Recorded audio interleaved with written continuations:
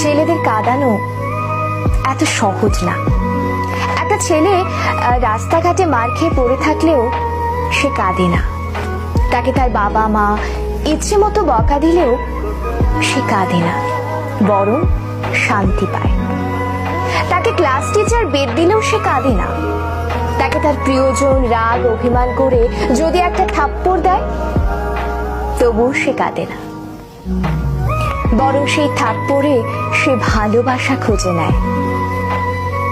এক কথায় বলতে গেলে ছেলেরা কাঁদেই না।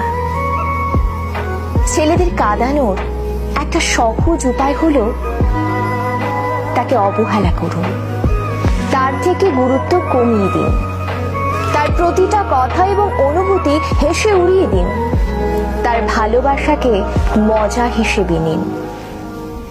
তবেই ছেলেটি কাঁদবে।